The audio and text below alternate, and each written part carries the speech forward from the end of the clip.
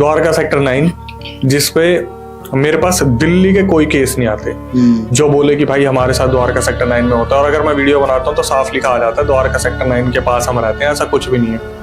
उत्तराखंड से एक लड़की का मेरे पास मैसेज आया कि हम छुट्टी मनाने द्वारका आए थे और दिल्ली तो मैं कभी नहीं आऊंगी। मैंने बोला कि ऐसा क्या हो गया, आप दिल्ली नहीं आओगे? बोली द्वारका सेक्टर 9 में मेरे कुछ दोस्त थे, वहां से गाड़ी मोड़ ली, मैंने उन्हें मना भी किया था यहाँ से मत जाओ, हमें कुछ दिखा और हमारा बहुत बुरा एक्सीडेंट हुआ। ठीक है, द्वारका सेक्टर 9। अब इसके बाद क्या हुआ, कुछ 2-3 लड़के थे, मेरे ख्याल से हाँ 3 लड़के थे, कोई जन्मदिन सेलिब्रेशन के बाद वहां से निकले। तो उनमें एक लड़का जो था वो बिल्कुल भी कुछ नहीं खाता था, कुछ नहीं पीता था। 2 लड़के जो थे वो खाते पीते थे और वही जिद कर रहे थे वो 2 लड़के कि भाई द्वारका सेक्टर 9 से होते हुए निकलेंगे।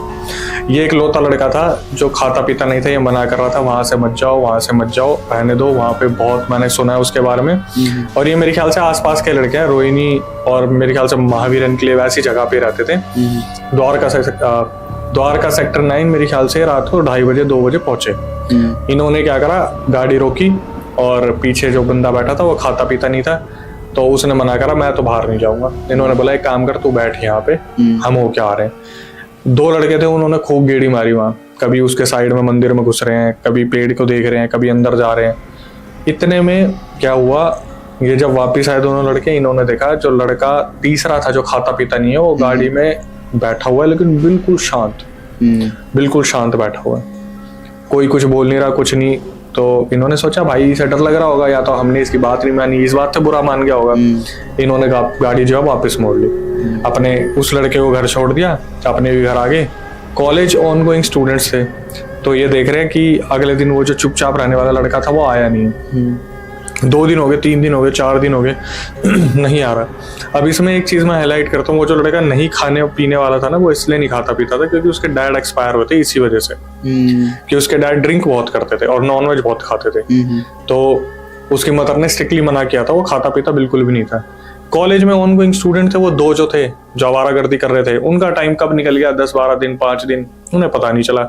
तो एक दिन उन्होंने सोचा यार उस दिन जिस दिन हम गए थे उसके बाद वो अपना जो दोस्त था वो आया ही नहीं है, और कॉलेज एक बार घर पे बात कर उसके। तो इन्होंने उसके घर पे बात करी, उसकी मम्मी थी सिर्फ, मम्मी को बोला कि ऐसे ऐसे आया नहीं है वो 5-6 दिन से, क्या हो गया। तो उसकी मम्मी ने बताया कि उसकी तो तबीयत बहुत ज्यादा खराब हो रही है। उन्होंने बोला ठीक है, तबीयत तो नॉर्मली हो जाती है, क्योंकि खाता पीता नहीं था, तो ऐसा भी नहीं था कोई बहुत कुछ खा पी लिया हो तो कुछ अंतड़ियां ये वो हो। तो अब 3-4 दिन बाद नहीं आया फिर दोबारा कॉलेज। तो उसकी मम्मी का इसके पास फोन आया कि तुम सच सच बताओ तुम कहाँ हो के आए थे। तो उन्होंने बोला कि क्या हुआ ऐसा।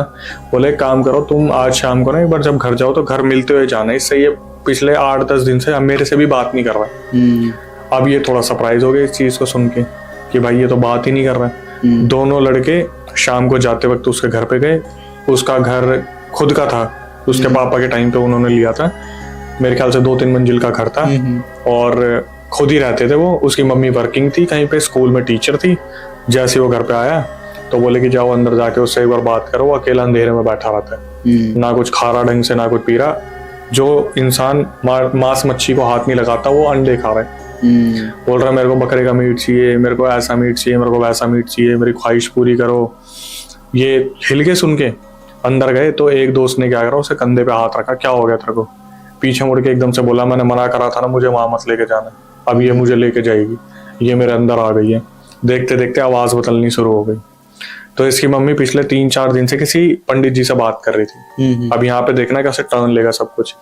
तो क्या हुआ, वो 2 दोस्त इसे समझाने लगे और ये बंदा यहाँ से वहां कूदे बेड पे, वहां से यहाँ कूदे बेड पे। आवाज इसकी चेंज हो गई बिल्कुल, जैसे कभी औरत की आवाज में बात कर रहा है, कभी किसी बड़े आदमी की आवाज में बात कर रहा है, कभी बच्चे की आवाज में बात कर रहा है। इसकी मम्मी घबरा रही है, रो रही है, दोस्त उसे संभाल रहे हैं। तो जिस पंडित से बात करी थी, भगवान की दया से वो पंडित 1 घंटे के अंदर आने वाला था। इन दोस्तों ने क्या करा, उसे पकड़ के रखा।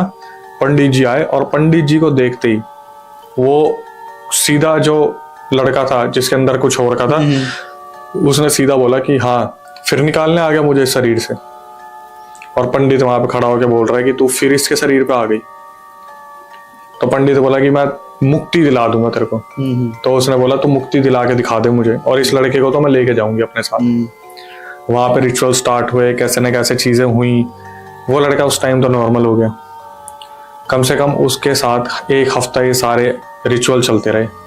तब जाके वो जो आत्मा थी उस शरीर को छोड़ के गई। और रीजन क्या था, जब वो लड़का होश में आया तब उसने बताया कि जब ये दोनों बाहर गए थे, मेरा प्रेशर लग रहा था, मैंने वहां पे जाके टॉयलेट कर दिया।